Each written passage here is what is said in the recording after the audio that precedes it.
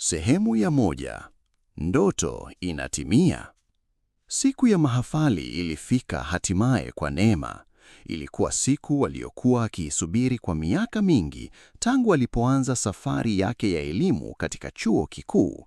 Alikuwa amevaa joho lake la kuhitimu, uso wake uking'aa kwa furaha na fahari. Familia yake haikuwepo, alilelewa na shangazi yake baada ya kupoteza wazazi wake akiwa mdogo. Hata hivyo, hakuruhusu hilo limvunje moyo. Alikuwa na matumaini kuwa siku hiyo ingeashiria mwanzo mpya wa maisha yake. Wanafunzi walikusanyika katika ukumbi mkubwa wa chuo, kila mmoja akiwa na hadithi yake ya mafanikio na changamoto. Neema alikumbuka usiku mwingi aliyokesha akisoma, njaa alizovumilia na machozi aliyoyafuta kimya kimya. Siku hii ilikuwa ushindi wake binafsi.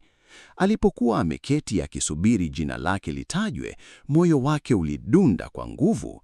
Hakujua kuwa siku hiyo haingekuwa ya kawaida kwake. Kulikuwa na jambo lisilotarajiwa lilikuwa njiani, jambo lingebadili maisha yake milele. Sehemu ya 2. Wageni waanza kuwasili. Ukumbi ulianza kujazwa na wazazi, ndugu na marafiki waliokuja kushuhudia tukio hilo muhimu.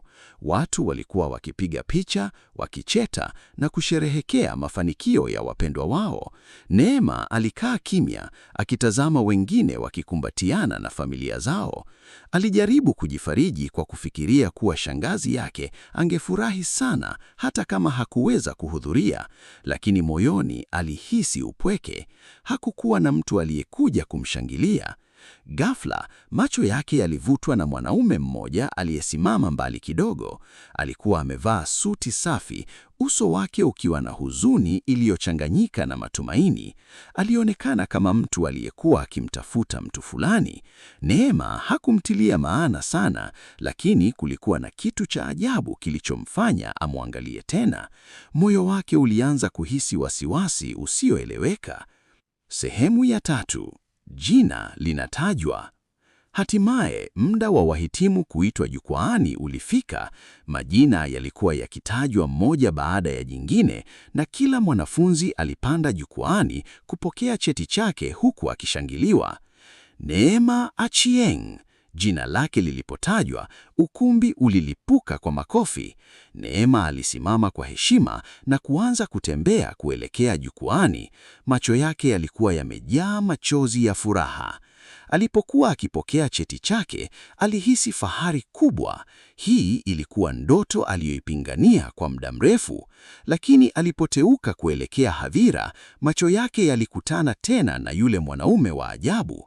Safari hii, mwanaume huyo alikuwa akimtazama moja kwa moja, macho yake yakiwa na hisia nzito.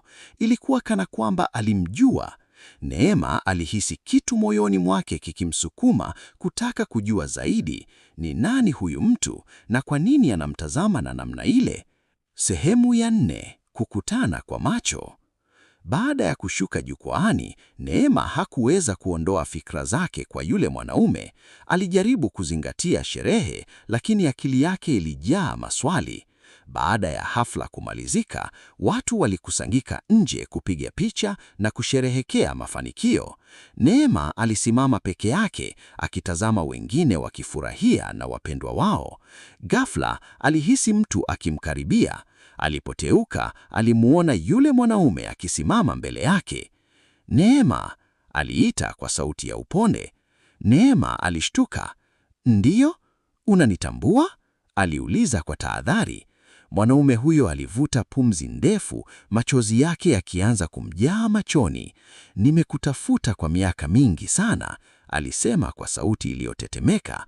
Moyo wa Neema ulianza kupiga kwa kasi. Hakuelewa kinachoendelea, lakini alihisi kuwa huu ulikuwa mwanzo wa ukweli uliokuwa umefichiwa muda mrefu. Sehemu ya 5. Ukweli waanza kufichika. Neema alimtazama mwanaume huyo kwa makini, akijaribu kumkumbuka, lakini hakufanikiwa. Hakuwahi kumwona hapo awali. Ni mimi baba yako, mwanaume huyo alisema polepole. Maneno hayo yalimgonga Neema kama radi. Alirudi nyuma kidogo, uso wake ukiwa umejaa mashtahagu. Haiwezekani, baba yangu alifariki zamani, alisema kwa sauti ya mashaka. Mwanaume huyo alitikisa kichwa.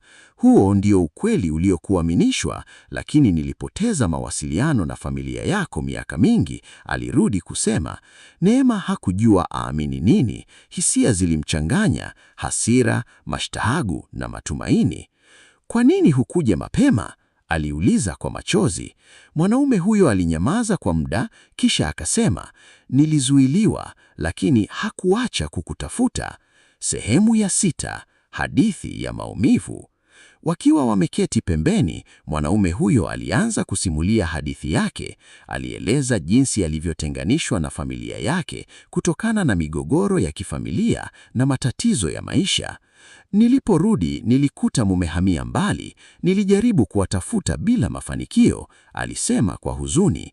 Neema alisikiliza kwa makini, machozi yake yamtitika. Ilikuwa hadithi ya maumivu na majuto. Nilihofia kuwa Mhande hungekuwa hai, lakini hakuacha kutumaini, aliendelea kusema. Maneno yake yalimgusa moyoni, ingawa bado alikuwa na mashaka, alihisi ukweli katika sauti yake. Sehemu ya 7, ushahidi. Ili kuthibitisha maneno yake, mwanaume huyo alitoa picha ya zamani. Ilikuwa ni picha ya mtoto mdogo, Neema akiwa mchanga, akiwa amebebwa na mwanaume huyo.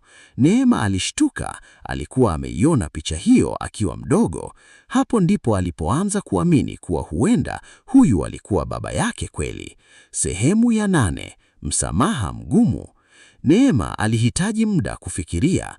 Maisha yake yote aliamini baba yake hayupo, lakini sasa alikuwa mbele yake. Si rahisi kukusamehe, alisema kwa sauti ya utalivu.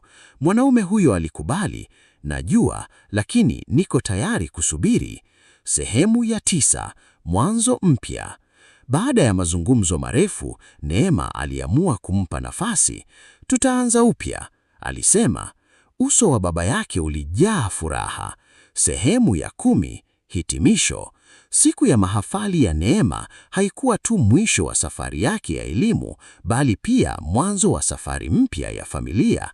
Alitambua kuwa wakati mwingine wageni wasiotarajiwa huja na baraka zisizotarajiwa, na hivyo maisha yake yalibadilika milele.